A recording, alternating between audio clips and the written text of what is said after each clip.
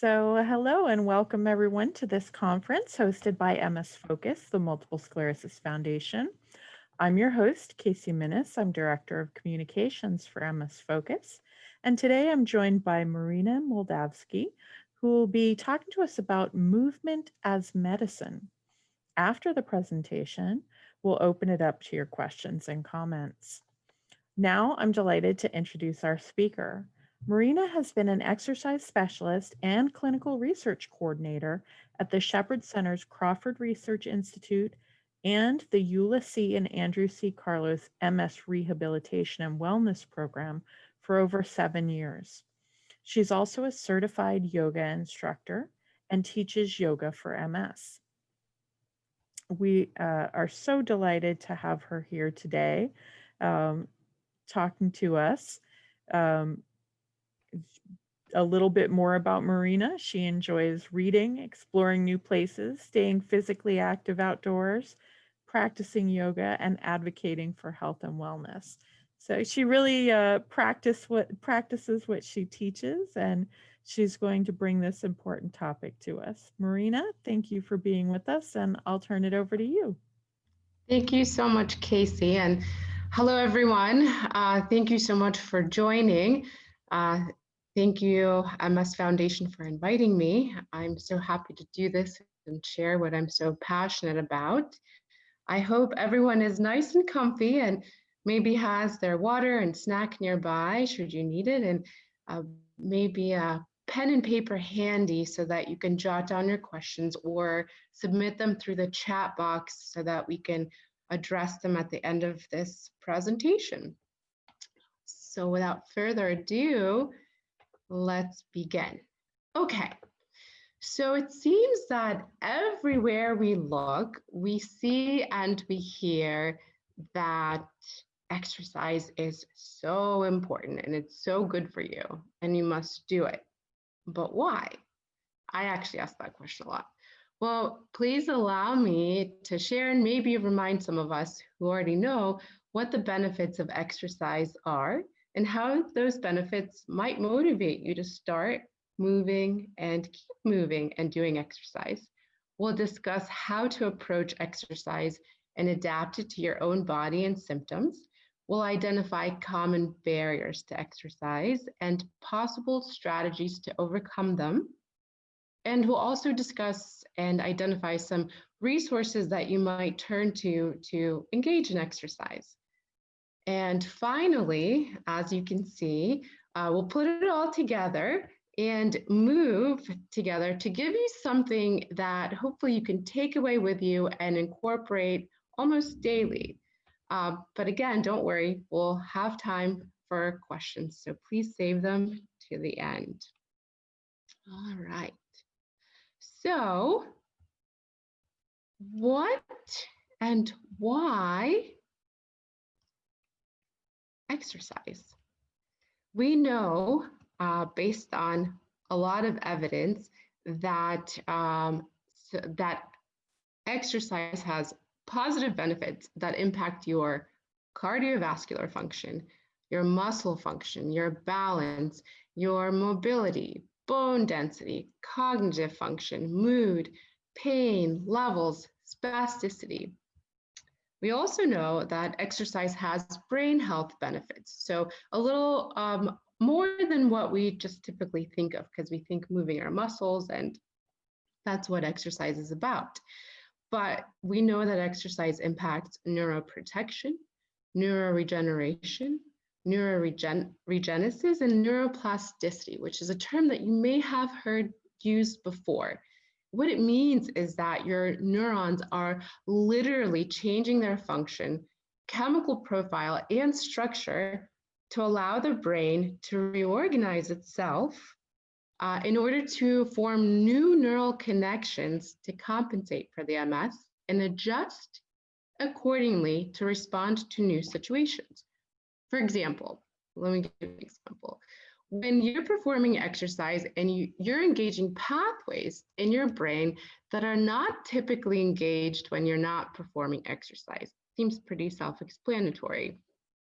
Well, when you're challenging your body to do new things, well, especially if they're unfamiliar to you and slightly challenging, your brain is actively trying to figure out ways how to get the signal from the brain to the respective body part in order to carry out that movement. So it's constantly forging new connections when it's having to think a little differently or you're having to do something a little bit differently. So ultimately, exercise has a positive demand and places a positive demand on your central nervous system, which is your brain and spinal cord. Phew, there's more. Okay, so hang tight. A little more. Exercise also has protective effect on immune health. It slows down the release of stress hormones, reduces inflammation, and stimulates the release of growth factors that impact your overall health nerve cells. Exercise also has the potential to have a big impact on symptom development and progression of multiple sclerosis. We often hear the most common type of MS is relapsing remitting. But as people probably know, it's possible that symptoms are actually continuing to develop over time, even though you might be in remission. But we can, I want to emphasize, actually impact our overall health and state and symptoms with exercise to try to slowly decline the progression of the symptoms and just maintain the level that you're at. And while you may not easily think that, maintenance is a really positive thing here. All right, so can you imagine if exercise was a pill? It'd probably be very unaffordable because it would be so amazing and we would all truly want it. And so what you see here is a lot of the symptoms that you may currently experience or may have experienced in the past, but believe it or not, research has shown that exercise can impact and has impact on each one of those symptoms that you see. But I have a little bit more that I want to share with you about the impact of exercise, because these two things are huge that I see here with my participants and in our wellness program. So the two things you see before you are self-efficacy and self-empowerment. And while I can quickly scan, but I don't see all of your faces, and I know I said save your answers, or rather questions to the end, but in case you haven't heard of what self-efficacy means, it's the self-confidence and belief that you have the capacity to do things, to take chances, and feel like you have the strength to be able to manage your day-to-day life, to reach your goals, to push yourselves in ways that make you a little bit uncomfortable perhaps, but you can adapt and become better at anything. So that's what we mean by self-efficacy. And as you know, self-empowerment, pretty self-explanatory, but these two are actually really big. And you might think, how does exercise directly impact these non-physical things, if you will? But I noticed that those participants and those people that engage in regular exercise and are diligent about it and stay motivated to keep going actually tend to be more confident in their ability to engage in the outside world, to engage in their community, to engage with their families, their friends, and they feel so empowered. And it ultimately feeds this loop. They feel so empowered. They feel on top of the world, so they want to do more exercise, and then they feel even better. And it just further feeds this like awesome feeling of feeling empowered. They know that they can take matters into their own hands, and they feel that they have control over some of the symptoms in their body, as opposed to the other way around, the diagnosis having control over them. All right, so you might ask then, how do I approach exercise? And we actually go to the Canadian Physical Activity Guidelines for Adults Living with MS, and also American College of Sports Medicine FIT principle, which you see here before you. And that helps us determine, well, how do I organize and how do I just find just the optimal parameters for an exercise program? So this helps us identify the components of an exercise program, and we're going to dive into each one, and I'll show you in just a moment. But I do want to pause for a moment just to let you know that every body is unique. Your body is different than the person next to you, your family members. You're a very unique individual that has unique needs that should be addressed individually. And what I mean by that is there's not a one size fits all. So we have these guidelines in place to give you direction, to give you something formal to go by, because we know it's safe, it's been studied, but you ultimately still have to be the one that's in charge of your body, and you know it better than anybody else. So you have to listen to yourself. And you're going to hear me say that a lot. And so take all of this with a grain of salt, okay? So let's see here. What does an exercise program include? We have flexibility, which also is known as stretching or range of motion. We have strength and endurance, which we also know as resistance training, strength training. It includes cardiopulmonary endurance, which is known as aerobic exercise or cardiovascular exercise. It includes balance and coordination. And last but not least, it includes, that's it. 4 components. I was a little ahead of myself. All right. So let's talk about flexibility. Flexibility actually, and we're having a stretching regimen in place, is something you can do daily. It does help manage spasticity, as we know, and it is a great way to manage spasticity non-medically, actually. So having a daily routine is really quite beneficial. Intensity. So we're going to apply this FIT principle to each of the 4 components of an exercise program that I'm going to go through. So you would repeat the stretch, whatever that may be, and don't fret. I'm going to go through some examples later for you. You're going to repeat each one about 2 to 3 times, and you'll hold each stretch for about 15 to 30 seconds. And then you work up to a more tolerable, perhaps minute or so. And I understand it could be very painful to stretch sometimes. So just start very small. Maybe you just hold that stretch for 5 seconds. That's wonderful too. The type of stretching you could do can involve a partner for assistance. You could do it with a yoga strap or perhaps just a long bed sheet, or there's yoga, of course, that we know is wonderful for developing a stretching program or something to follow.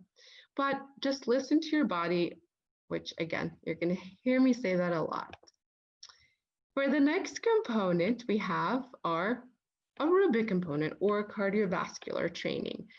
You typically want to do 3 to 4 sessions per week at a moderate intensity. And I'm going to talk to you, so I'm going to talk to you what we mean by moderate in just a moment, because what you see here, there's a formula. It's called, you get the percentage of maximum heart rate. And there's a way to calculate that. But if you don't have fancy equipment, you don't need to. If you don't have a heart rate monitor, you don't need to have one. It's wonderful if you do. You can use the RPE scale to determine how difficult you're actually working while performing cardiovascular activity. And I'll show you the RPE scale in just a moment, which is accessible to anyone. You can find it readily if you just search it on Google. You ideally would like to aim for 30 minutes. And it does not have to be in one bout of 30 minutes, which also we will address later. Managing fatigue while exercising is going to be important. So being able to do 30 minutes in one session is great, but if you find that that's just not something that's feasible, based on the RPE scale that I'll show you in a moment, you can break it up and it's just going to be just as effective. You can do 2 10 to 15-minute sessions, or you could do a 5-minute session in the morning, you could do a 5-minute session in the afternoon, or even a 5-minute session in the evening. So, and that still all absolutely counts. There are different ways that you can, of course, engage in cardiovascular activity, and that could be walking on a treadmill, walking outside. Overground walking is great. If you have access to a recumbent bike, or maybe just an upper body ergometer bike, boxing in seated, I'll show you some of that in a little bit, or even swimming if you have access to an indoor pool, are all modes of aerobic activity. So again, I want to, while I go here to show you what we use for the intensity and how we rate our intensity while working, I do want to remind you that if, again, even the recommendations suggest working up to 30 minutes, and it also depends on your activity background, where you're coming from. Are you used to having a regular exercise, or perhaps so you want to start slowly? And if you feel that even a 5-minute bout or 20-minute bout is just too difficult, just break it up into a minute here, 2 minutes there, take a break, and then get back to it. Again, while the guidelines suggest moderate intensity exercise, we actually prefer, and we like to do boxing that you could do in short bouts of high intensity. So you can do some seated boxing, which we'll do in a little, for 2 minutes, rest, that's high intensity, and then get back to it. And so bottom line, there are ways to adapt cardiovascular exercises to fit whatever's going on with your body. Really, truly depends on how that day is. So here on this RPE scale, you see it's from 0 to 10.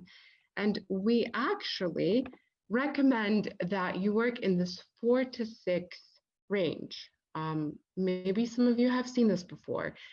So 4 is moderate, where talking becomes broken, so you can still maintain a conversation if you're on, if you're walking or on a piece of exercise cardio equipment, or biking. But it's a bit more challenging, where you're in the 5, the somewhat hard zone.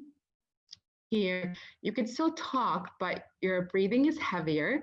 And then 6 is moderately hard, where you're really breathing deeply and you're not even talking anymore. Maybe you're just kind of grunting to be like, yes, and acknowledging that someone's talking to you, and you can't carry on a conversation.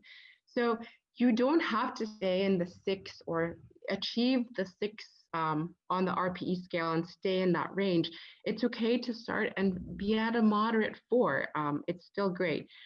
But the biggest thing is that you don't need to have heart rate equipment in order to be able to rate how hard you're working at that moment. And what you really just want to be doing is describing how hard you're working. Remember, it changes day to day. It also might depend on if you're on any medication that blunts heart rate response. So your heart rate monitor might be showing you a number that's not actually reflective of how you're feeling when you're doing this activity. Okay, so if you know that you're working somewhat hard and you might be having a hard time maintaining a full conversation, but can still kind of talk, then you're in the right place. You're in the right zone for cardio. So let's move on to strength training. Okay, so here you see it's recommended that you perform 2 sessions per week. And the intensity here, again, we do have a formula that we apply to determine your 1 repetition maximum. And that usually, it's ideal to have someone that you can link up with, an exercise professional, a physical therapist, an exercise physiologist that can help determine a plan for you that's very individualized to your needs, and they would be able to help assess and apply these formulas to suggest how you should be working. But you don't really need that, because if would that be meaningful to you? And really, it's more appropriate if you're going to be working on weight equipment, like at the gym. Certainly not the ideal time for that, going to the gym in these times, but you can use free weights, you can use body resistance, you can use soup cans, water bottles, which we'll be using later, are great props or, weights to use. You can use bananas if you wanted to, if you were a little tired, in order to perform your exercises. So therefore, if you look below, you see that we typically recommend to do about 8 to 10 repetitions, one set of those for each exercise. And then eventually you can add on more and perform 2 sets of the 8 to 10 or 8 to 15 repetitions, and gradually progress. And you can add more exercises. But I will show you some basic exercises that you can do at home, that you can make more challenging, that you can modify to fit, depending on how you're feeling that day, that you can perform and get the same physiological benefit from. So let me show you some examples of body weight exercises. So here you see various people doing various things, and none of them require fancy equipment. This could all be done at home. On the upper left, you see a gentleman holding a plank. He's on his elbows. To make it more challenging, he would extend his arms and be on his hands. To make it a little bit easier, he would lower his knees, and that's still a plank. You see the lady in the lower middle, she is also holding a plank, and that counts, and that's just a little way to modify to make it a little more doable if that's where you're at in your body. Also, where she's standing in the plank, you can just hold, or you can perform push-ups like that. By modifying the push-up, instead of doing it on the floor, you would be doing it a little more elevated. You see someone performing a lunge in the lower left, and you can actually hold on to a wall in order to do the lunge. Your knee does not have to come down that low. And then you also see someone doing a bridge. She in the upper picture, just lifting the hips up straight towards the ceiling and lowering them back down. It's really effective exercise that really gets you the greatest bang for your buck by engaging all the muscle groups. You're working head to toe, and it really helps to strengthen the glutes, the buttocks muscles, which are really important for walking, and it helps to strengthen the abdominals too. And then you see some more exercises. You see one where she's doing tricep dips in the upper right for me. I'm not sure if it's mirrored for you, but you can work on the backs of your arms, and you could do that either in a chair like she's showing you, or a chair that has arms on it. The couch would be a lot more challenging because it's soft, but it's still doable, and it's a way to challenge. And then finally, one of my favorites is the sit to stand. It's functional, because that is the other part that's so extremely important when we select the exercises, because there are so many out there that you can do, but picking the ones that are going to help you attain your functional goals. So what do I mean by that? How often do you get up and down off the sofa, off the toilet, transferring in and out of the car, just getting up and down from whatever surface you're sitting on? And so you can actually strengthen the muscles that you're already using daily in this way to make it an exercise. You can have a weighted ball in front of you. You can lift your arms up. You can cross your arms across your chest and do this sit to stand, or chair raise, as we also like to call it. You can put more weight into one foot and just be on the ball of the opposite foot, and then also do the sit to stand. Lots of ways to modify, but also challenge yourself depending on where you are in your body. So let's see a few examples of weight machines, which you've probably seen in the gyms before, or maybe even on TV, or maybe on the internet. But these are just some of the seated leg press, and then below you see some other, there's so many out there. And again, you can get a very effective exercise program in place just by using some free weights, maybe some bands, which are quite inexpensive. You can get anywhere, and even some soup cans, things that already exist and lie around your house. So let's talk a little bit about the fourth component, balance and coordination. Now this one, balance is comprised of two systems that work together. The musculoskeletal system, which relies on strength and flexibility.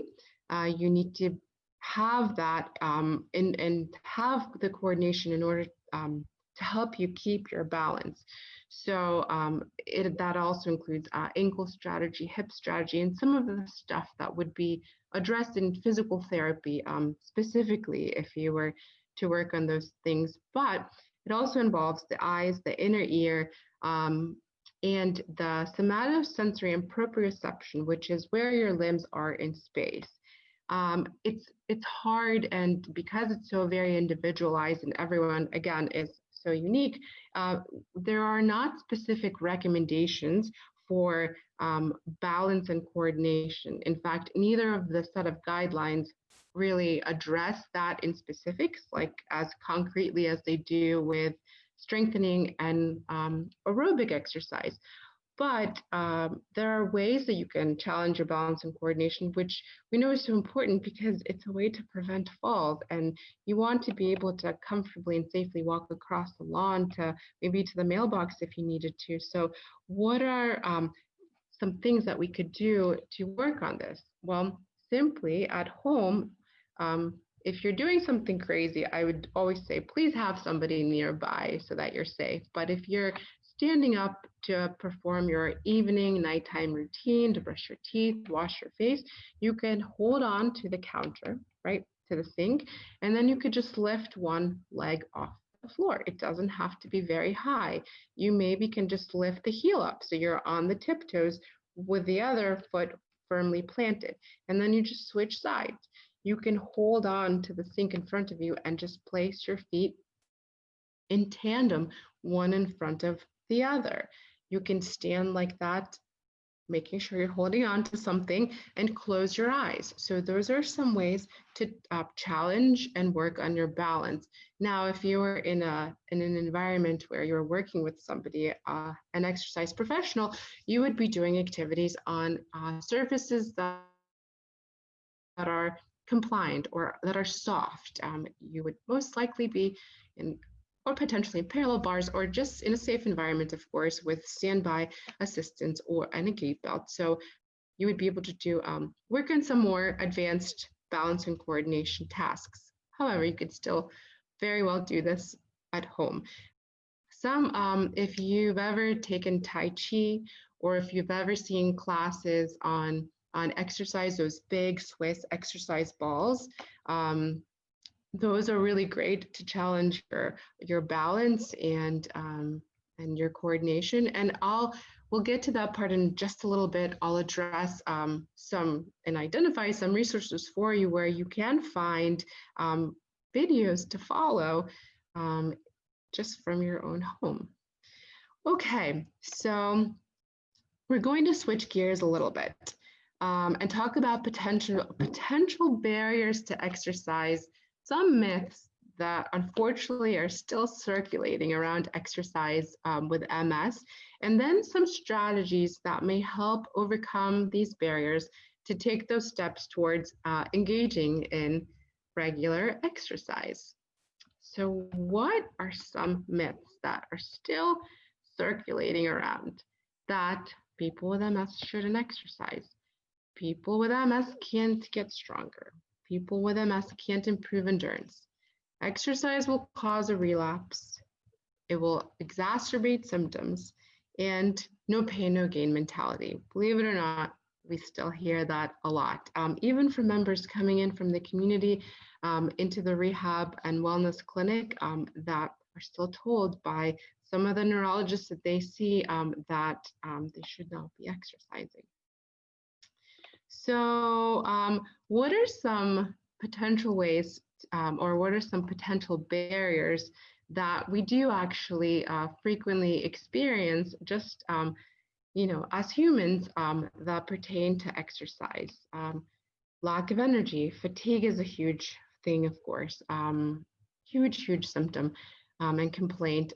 Transportation, and that's perhaps if there is a facility in your community that you could be going to, but you're not able to easily access it, whether that's transportation or because the facility itself is not easily accessible and adapted to somebody perhaps using a wheelchair or needing special equipment to exercise. Lack of knowledge. So sometimes knowledge of how to exercise when exercise fluctuates in your life or feels really inconsistent, and how do you get back into it, or where do you begin, and it's unfamiliar, and fatigue, like we just mentioned, fluctuates, so how do I even approach it? Lack of time, lack of motivation, fear of falling, and perhaps not having the support system in place that would encourage you and keep you motivated and also keep you consistent and sticking to your exercise plan. And of course, we know pain can be a big barrier. So how in the world can we address some of these big and important issues that we might and sentiments that we might experience around exercise? Well, for one, energy conservation and utilization. And so while these will help address how you can approach exercise, really these are very useful and helpful for your everyday to day, just physical activities or any activities in general, and helping you manage some of these things. So energy conservation and utilization. So focusing on overall exercise and not on how much you do at once. And I did mention that before. So breaking it up into doable pieces. Taking rest and recovery periods throughout the day, considering the effects of cognitive fatigue. If you're just so cognitively or mentally exhausted, you might not be able to see yourself perform as you'd like to physically. Taking breaks before you need them. And that's really, really huge. And I can't stress that enough. You don't need to push yourself to the point of exhaustion and then say, oh my gosh, now it's time to take a break. You can preemptively have some breaks in place for yourself to be able to keep going longer or keep walking further. Using pacing strategies results in just great overall activity, not just exercise. If 30 minutes at once is too much, like I mentioned before, you break it up into smaller bouts, spread it out throughout the day. Listen to your body and accept that some days will be different than others. There might be some good and hard exercise days, and so you just develop a plan and have a strategy for each of those days. More is not necessarily better. Work smart. Consider the time of day. So if you know that you wake up in the morning and you feel super energized and really great, and this is, when you feel at your best, maybe that's when you set aside some time, plan for it, set an alarm to get some exercises in, just a little bit. If you know that you take a lot of medications, perhaps for various things in the morning, and it takes some time for them to onboard, and you need to perhaps save your exercise for the afternoon or after lunch. Be flexible and adaptable. And finally, cooling strategies. So this is a really big one. Research has shown that even just anywhere from 5 to 7 to 8 minutes of cooling, and I'll explain in a moment, before, during, and after exercise really improves exercise performance. It helps manage your fatigue. It helps you walk further and longer. And so, yes, some of the cooling equipment, they're usually vests, are quite expensive, but I'm going to show you some resources, and MS Foundation is one of them that offers grants for individuals that are looking to invest in a cooling vest, which goodness, especially in the summertime, depending on where you live, you can even wear it out to run all of your errands. And so it's not just the cooling vests that help. Setting your thermostat in your house, even though it's getting so cold outside. I don't know where most of you are tuning in from. It's gotten really cold in Atlanta, but even though it's really cold outside, but you're about to exercise and you're going to increase your core temperature and you're going to work up a sweat, you do want to lower that thermostat to cooler so that you can actually tolerate the exercise better and have enough energy to work a little bit longer. Drinking cold water and keeping yourself cool internally. There's some other cooling equipment, little accessories. They have scarves, they have little things that go around the wrist, things that go around the ankles. So they're not as bulky or they're not, I guess, as big. However, there's some vests that are truly minimal and not huge. They just get better and better and better. So now let me see, I jumped a bit. We're going to switch gears yet again. We talked about benefits of exercise and ways to approach it. We've talked about some of the myths and barriers in engaging in exercise and some ways to possibly overcome them. And before we actually move together, like I promised you at the end, I want to identify some resources for you and just ways to access information about ways that you can exercise at home if you don't have somebody that you can go see to help design an individualized exercise program for you. So I know these times are so tough. And so of course, you wouldn't necessarily seek out wellness programs or gyms that have aquatic programs, or even Silver Sneakers is a really, really great one that I recommend a lot. Some, depending on where you are taking all the necessary precautions and they're keeping these classes to a minimum, and they're all safely distanced, wearing masks. And so you could still, it just takes a little bit of research to find out. And of course, asking those, being self-empowered and asking those important questions about what they're taking to be safe, what precautions they're taking. But wellness programs, aquatic programs, senior beginner classes are something that you would look for in your local community to try to participate in. And of course, having the conversation with the instructor to let them know and even ask them, are they familiar with MS? And have they ever worked with somebody with MS? And just have a little conversation with them. Online classes and videos, I shared a couple of links of places that you can go. And they have free, and there's just so much on the internet that you can find these days. So I'll share those in a moment, but it does come with a caveat because you do have to be a wise consumer and a selective consumer and a well-informed consumer of information that is out there. While yes, we have a lot at our fingertips, you just want to make sure that it's credible and that it's safe for you to participate in. And when in doubt, just bounce it back to your neurologist to make sure that it's something that's okay for you to be doing. Again, there's not a one size fits all that's going to work for everybody. And so other ways are Fitbit challenges to get steps. And there are a lot of wearable devices these days that you can, or tracking devices for step count, for just activity trackers. And so a little friendly rivalry to get you motivated to move some. So here are some of the other resources that I often recommend to people that are really rich with wonderful information. Of course, the MS Foundation, NMSS has a lot of valuable information. They have something called the MS Navigators. There is a free 1-800 number that you call, and they're able to tell you about the local providers that specialize in MS and are able to better tell you what the resources are that are available in your area.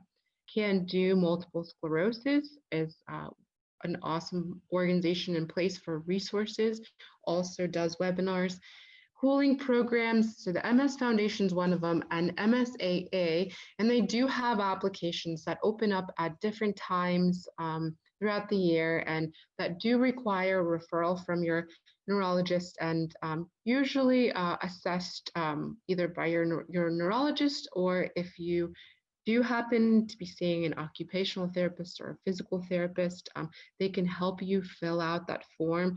Some clinics have some samples that you would be able to try on.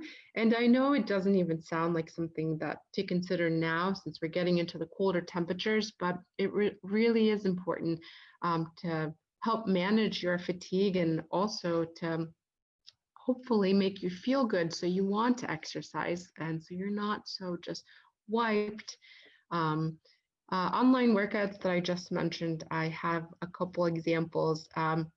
So both include really the full spectrum of abilities. So you can participate Chair Fit with Nancy. She has everything that's seated. She does yoga as well. And MS Trust. If you've not seen it, then check it out. It's really, I can't explain it. You just have to see it. They're really funny. And they have a lot of videos and a lot of exercise tutorials available for free, standing and seated, and with various components of the exercise program. And again, local research opportunities. I like to include this one too, not only because I'm in research, but because that is a really great way to get involved. There are some studies that are exercise trials, and where I'm going to take an opportunity to just make a quick little plug about a current trial that we have going on. It's called the STEP trial.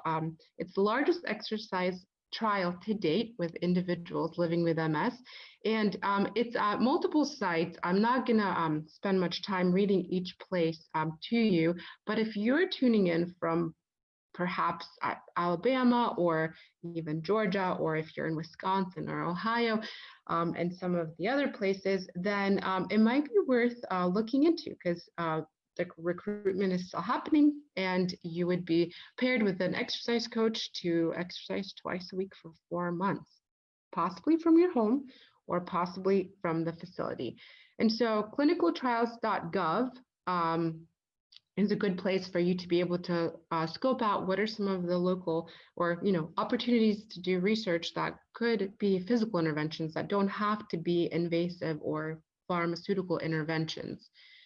And so with that, let's move a little bit so I make sure to have enough time to answer some of your questions that you might have.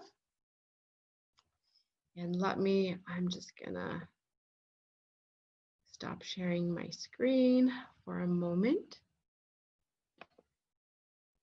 And wherever you're tuning in from, I'd like for you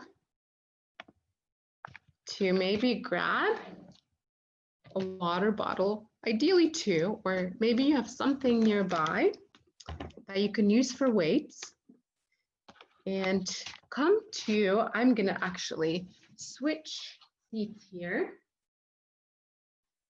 just to make sure that you can see me, hopefully. And I'm going to take you through a few just exercises that you can do at home, including some stretches, including some cardio, and including some strengthening that, pick a room to do it in, grab your significant other or friend or family member and do it. So first, actually, we're just gonna do a little stretching, especially if you're seated all day at work, at your computers. So we're just gonna gently bring our chin to our chest. Everybody at the edge of their seat, but safely seated, hopefully. And then bring your head back up. You're seated nice and tall, your shoulders are relaxed. Your weight is evenly distributed through both sitting bones.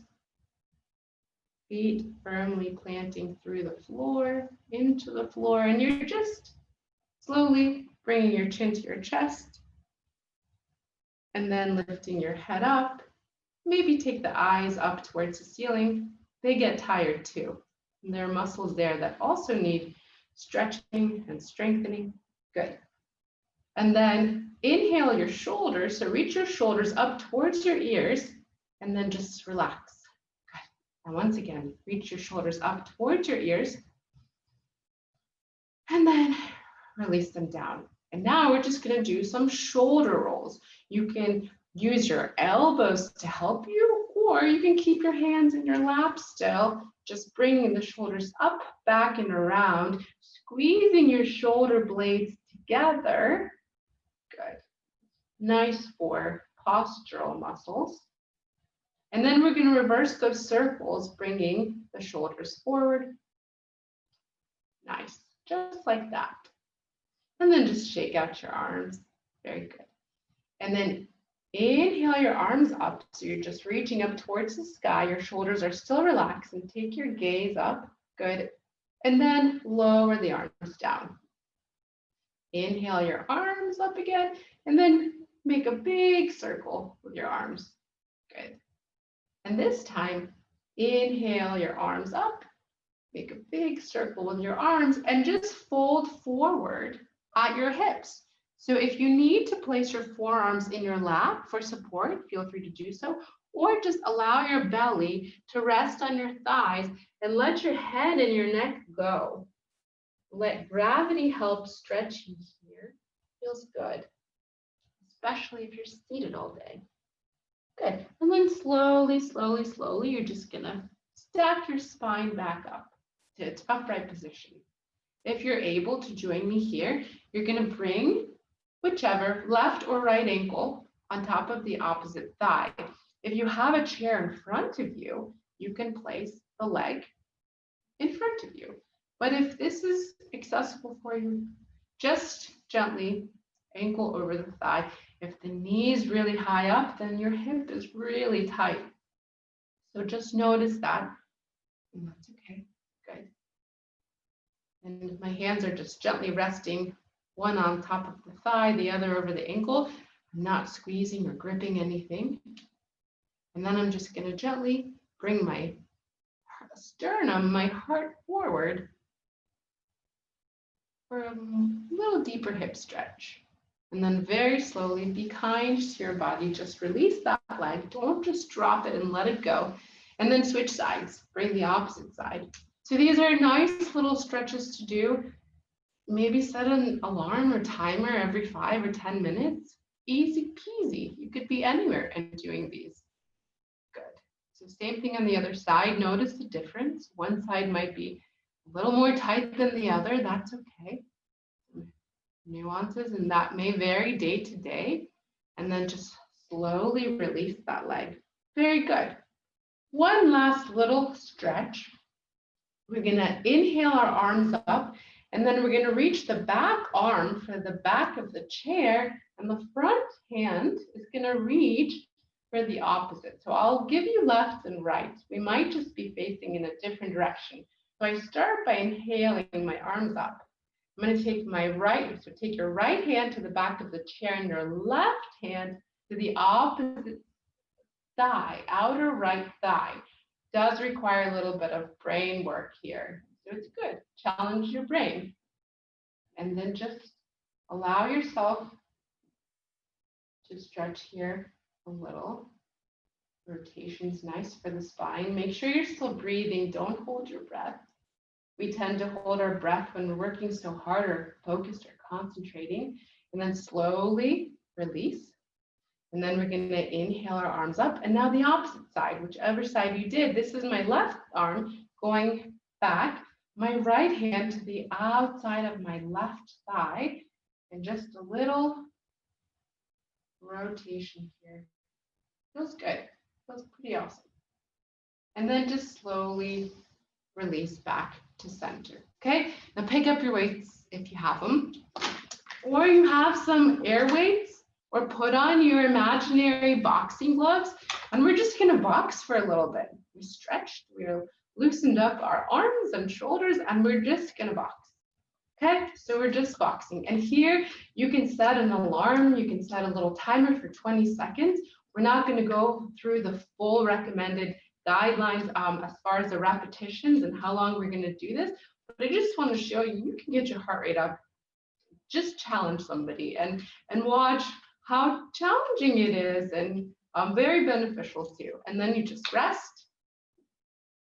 And then you would repeat the same thing again. So you could just forward punch, or this is also a really nice way to let off some steam, just as long as nobody's in front of you. Maybe just a wall and just some punches. And then relax your arms down. Remember, rest breaks are very important. So if you need to take a couple minutes to rest here before the next exercise, we're moving through at a pace that normally I wouldn't move you through, but just want to demonstrate some things you can do at home. The other one you can do is some bicep curls. Why is this functional? Well, we do a lot of lifting. We do a lot of picking up things and items and objects. So we do some bicep curls. My elbows are tucked in towards my ribs. My shoulders are relaxed. And these are some bicep curls. This one, it's a little more challenging. You don't even need to have weights in your hands to do this, but you just reach your arms straight out towards each side and then just draw little circles. Shoulders are nice and relaxed. Good. You're sitting up nice and tall and you're breathing. And then reverse directions. I'm pinching my shoulders back and together. Again, this is very nice for those postural muscles. Good. And then relax. I also really like to do the wood chop. So here's my axe, and then I'm just chopping wood. So I'm bringing it up here, and then please don't judge my form. Can't tell you that I've ever chopped wood before, but you get the idea. And then other way. Okay, you're chopping. Yikes. I should not be allowed to chop wood, but this is a really great exercise, okay? Bringing the arms back and down. And so you're working in diagonals here, all right? So that's a little bit we went from cardio into strengthening, and then we can alternate and come back to cardio. So if you want to do this in standing, I invite you to do so if you have something to hold on to, or maybe you don't need to hold on to anything. Just be careful. Make sure the space around you is clear. And you could do marches. You could do them in seated. Even if you have to help a little bit with your hands to lift each knee up, hey, that's still working. That's still great. You can still get your heart rate up. You could do this in standing. And you just march. And you can use those arms as well. Perfect. And then, of course, you'd want some really good music because, I mean, that makes everything better, huh? All right, and then just relax your arms. So another really good one you could do while in seated. If you don't have armrest, that's okay. You can hold on to your seat. And you're just going to squeeze the thigh muscle. Feel the kneecap pull up, and you're just extending your leg straight out in front of you. So I'm still sitting up on top of my sitting bones. If you're at your computers and there's not much room for you to extend your leg, that's okay. Try this later. This example is on the PowerPoint, so you will be able to see this later if you forgot some of these exercises. And then you switch to the other side. And then, as promised, one of my favorite exercises, the chair raise. So you're going to either use the arm rest to push yourself off. Bringing your feet together makes it way more challenging. Bringing your feet hip-width distance apart makes it a little easier. You can cross your hands. I think we should do a full hour of just exercise for another presentation. This is just so quick. And of course, like I mentioned, you can have your arms out in front of you, reaching up towards something, reaching for a gift, or you can hold something. Well, here's my axe, water bottles, and I can hold them out in front of me or closer to my body to do these sit to stands. I'm moving pretty fast, but you don't have to do that. And trust me, if you do these enough, you're going to feel such a difference of the strength improvement in your lower extremities. So with that, we have about 6 minutes remaining. So I want to make sure that we have some time to answer some of your questions.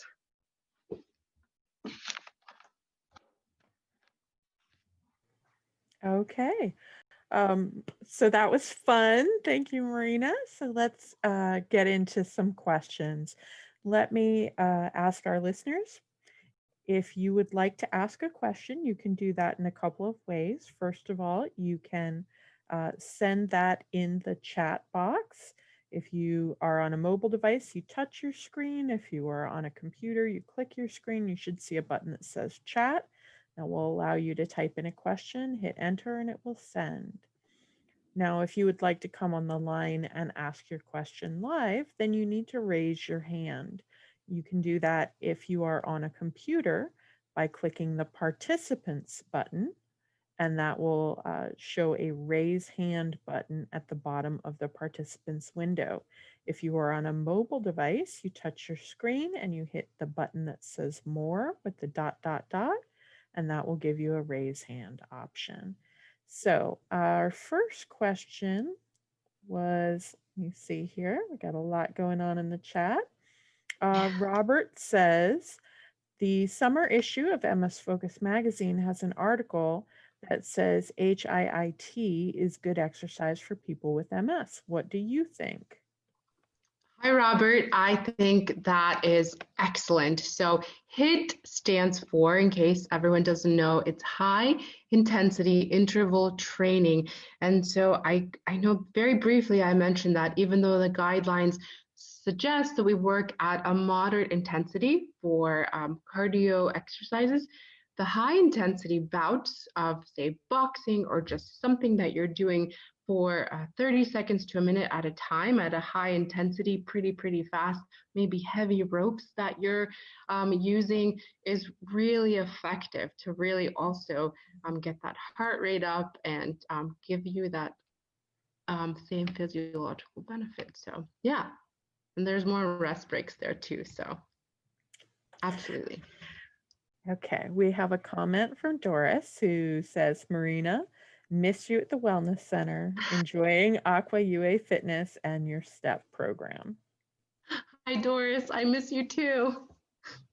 Nice to hear from you.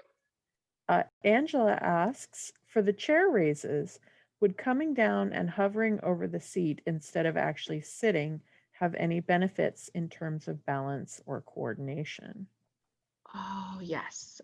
That is also another way. There's so many ways to modify or challenge an exercise. And thank you, Angela, for asking that question and for bringing that to my attention. So absolutely, it's going to make it a lot more challenging. You're having to hold the muscles so isometrically contracted when you're just hovering for a second or two or three. But especially if you're not using your arms to lower yourself back down, you are certainly challenging your coordination and balance as well. Eileen asks, any suggestions for exercises for the MS hug?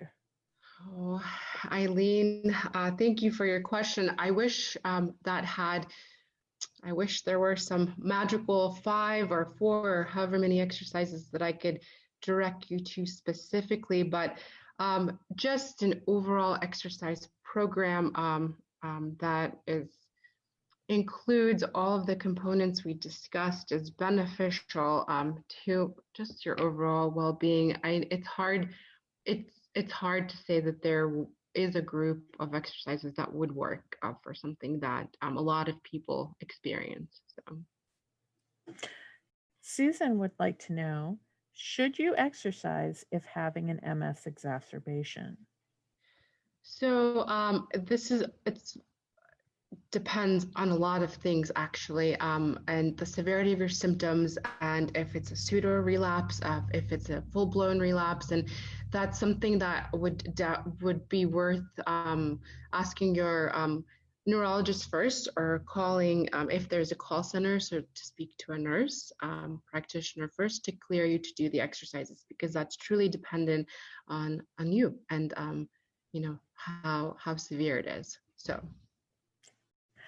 Marina, we are coming up on our time. I don't know if you have patience Yes. thereafter. Do you have a few extra No, minutes? I do. Please, yeah, feel free to ask more questions. Yes. All right. Well, terrific. We have Sherry with her hand raised. So let's see Okay. if we can bring Sherry on the line.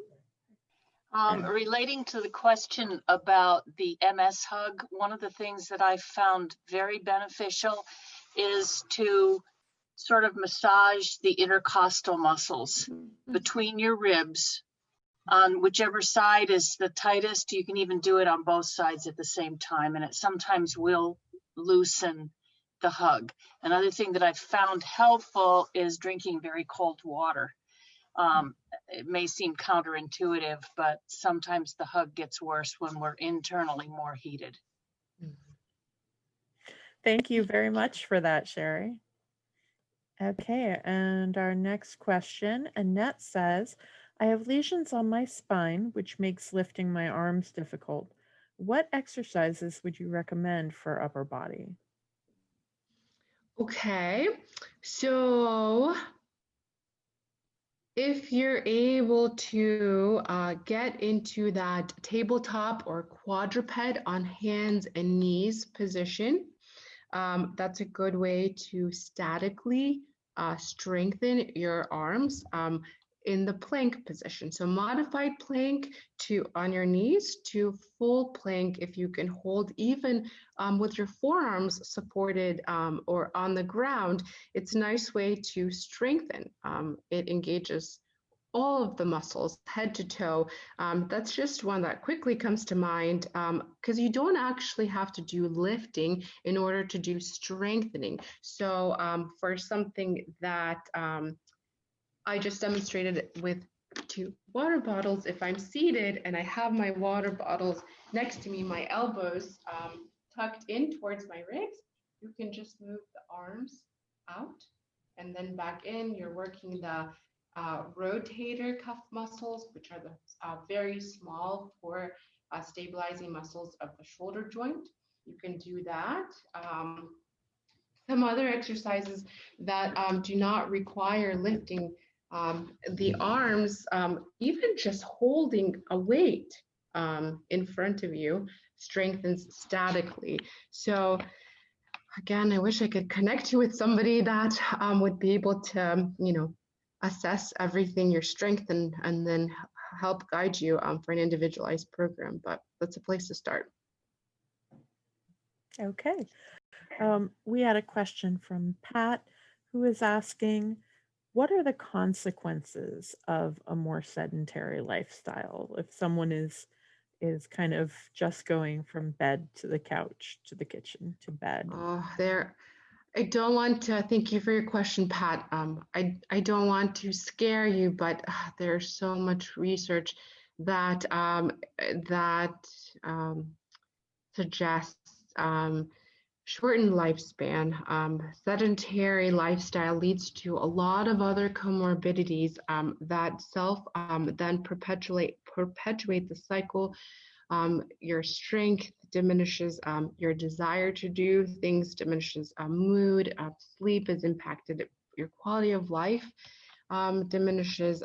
So finding, that's just barely scratching the surface, but finding ways to even move for 2 or 5,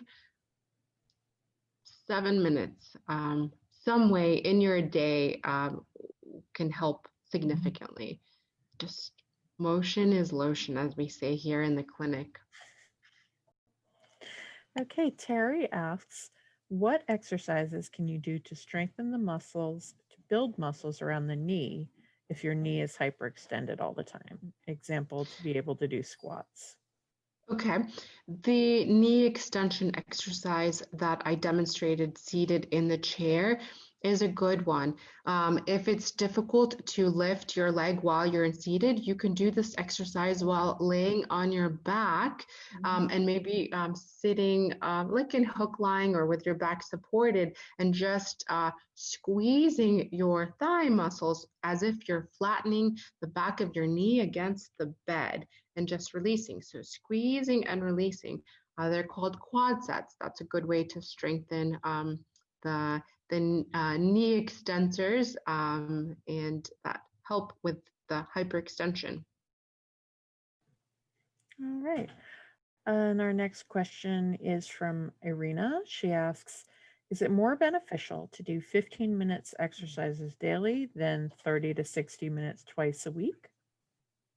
So I would have to know a little bit more about how you feel when you do that 30 to 60 minutes. If how are your fatigue levels? Are you able to carry on and do activities later that day after completing the exercise session?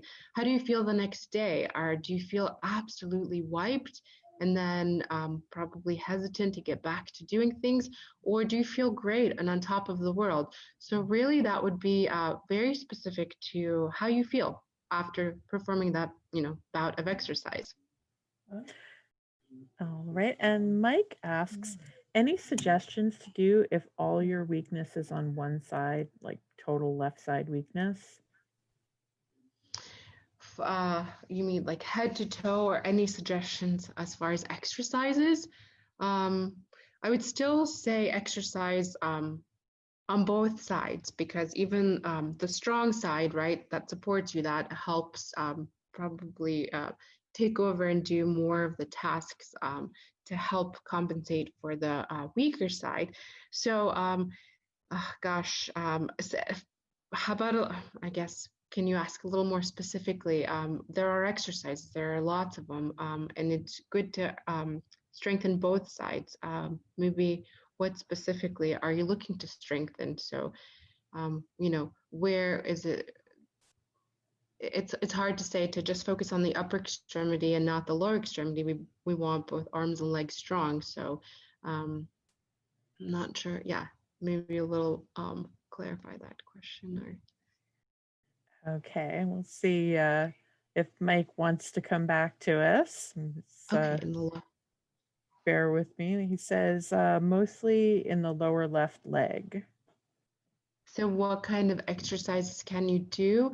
Even the sit-to-stance, if you needed to hold another chair or have something in front of you that you can hold on to, and then really focus on drawing your attention to that, to the left leg that tends to be a little more weak when you're standing up from the chair, and just noticing, is your right leg the one that's pushing harder into the ground to help propel you up into the standing position. And then some other exercises for the legs, walking. Walking is really, really great for strengthening. Holding onto a wall and doing heel raises. So you're coming up onto the balls of your feet, and notice once again, are you placing even weight through both feet when you're coming up into the calf raise, or and then just being mindful of how you're moving to try to engage that weaker leg a little bit more while you're exercising. All right, we have a few comments from Mike says thank you. We have a few comments from Eileen, who says she agrees regarding the MS hug massaging, and also wants everyone to know that MS Gym Online has been very helpful and got her moving. Nice, they're great. And yep. She asks if you have any recommendations for exercises that might help foot drop. So with foot drop, that is actually number one, best assessed by a physical therapist who can do a full evaluation and potentially fit you for an orthotic or something that would assist with that foot drop. There are not specific exercises per se. You could use TheraBands tied, tied to something, a table, or to an anchor, and place the TheraBand like on the top of your foot, the shoelace part of your foot, that you would be able to do to try to strengthen the ankle, but for like functionally, for being able to walk the way that you want to, I would say to be assessed, by PT for potential orthotic or some sort of device that could help you. And our final question, Angela asks, when you mentioned holding a ring, do you mean a Pilates ring? Ring. For which exercise when I mentioned that? Please remind me if you can still hear me, and if you're able to type your question. Strengthening upper body and arms. A ring. Help me. Casey, when did I, let's see, I mentioned a ring. Was I speaking so fast? Honestly, I don't remember you saying that either. But Angela says you mentioned a ring for strengthening upper body and arms. Angela, I'm sorry if I was speaking too fast and it wasn't very clear and concise. There are Pilates rings that are great to hold in front of you and squeeze. Okay. I'm sorry, Angela. But yes, Pilates rings are great. Okay. Well, with that, that finishes up all of our questions. So just a few housekeeping notes. If you missed any part of this presentation, it will be available on the Multiple Sclerosis Foundation's YouTube channel. Usually presentations take 1 to 2 weeks to pass review and be posted, but if you follow MS Focus on Twitter, Instagram, Facebook, you'll see the notification when the program goes live. So we'd love for you to join us for our next teleconference. That will be December 9th at 3 p.m. with Annika Bender and Taylor Galmarini, who will be talking about bring the fun back into your movement with yoga and Pilates. You can pre-register for that educational event by going to msfocus.us/DEC capital BEND. I'll put that link into the comments for anyone who would like to join us. And you can also find the information about that by going to msfocus.org and clicking on events. That's a great way to find about all our upcoming events. And I know, Marina, you were saying that you are extremely happy about that upcoming program. I am, and of course, I'm a little biased, but Annika and Taylor are great. They're movement specialists. They're both physical therapists, and Annika is a yoga instructor too, and Taylor is a Pilates instructor, along with treating as physical therapists. And they're fun, and it's just a nice way for everyone to dive in a little bit further and deeper into additional ways that you can engage your body physically. That is not just through the exercises that I spoke about today. So more tools for your toolboxes. Absolutely. Well, so our sincere thanks to all of you who came, gave us your attention and participation, asked questions. You're why we're here. We really appreciate you. And especially thank you to Marina Moldavskiy. Thank you so much for all of the time that you spent preparing this and the time you spent demonstrating and sharing and answering questions. We really appreciate you. My pleasure. Thank you so much for having me. And thank you, everybody that joined. I hope everyone has safe holidays. Thanks. All right, everyone. We hope you'll join us next time and have a good evening.